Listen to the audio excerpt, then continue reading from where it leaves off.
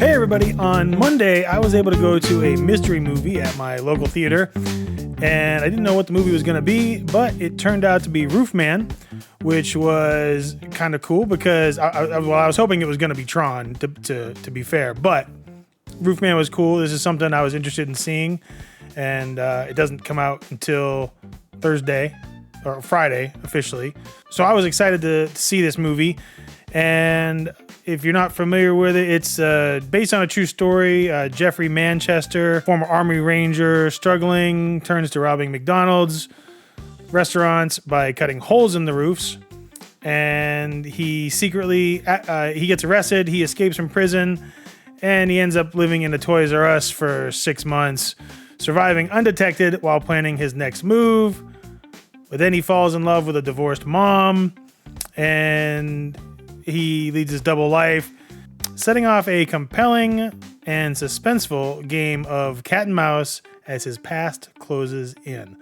So yeah, that's the overview right there on the internet. So no spoilers, but that's kind of a lot. I mean, it's a true story, so this stuff's out there. But let's go ahead and talk about it. So I will say that I found this movie to be pretty good. The actors all did a great job with what they were given. I don't really think that the story is necessarily interesting enough to have this big feature-length film.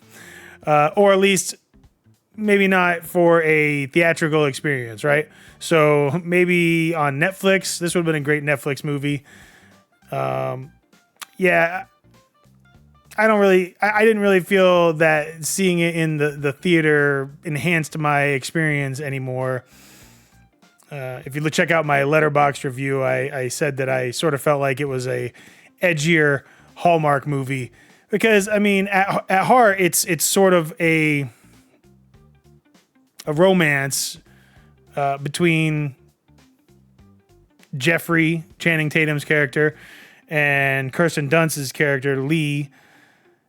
And, you know, that's the main crux of it. There's the stuff that's going on with his crimes, you know, the wackiness of living in a Toys R Us for 6 months, but it's really not as wacky as maybe the trailers led me to believe. Channing Tatum did a great job. I mean, he's a quality actor. He can do it. He knows what's up. I just don't know that the character was that interesting. I mean, it's true. It's a true story. So, I mean, I don't know how much they embellished on it. I mean, real life's just not as incredible as fantasy, you know?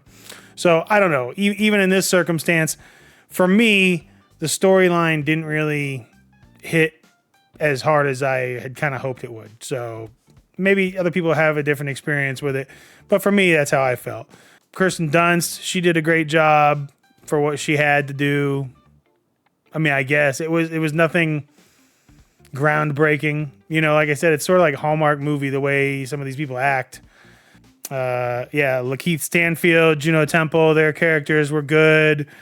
Peter Dinklage, you know, always great, but just not a super interesting character. There's funny parts, sort of a quirky character, but not that quirky because this is all kind of based on true stuff. And so it's neat that the Toys R Us thing is kind of neat for the sake of nostalgia. You see Toys R Us and you're like, oh, wow, cool. And you see Blockbuster Video, oh, cool.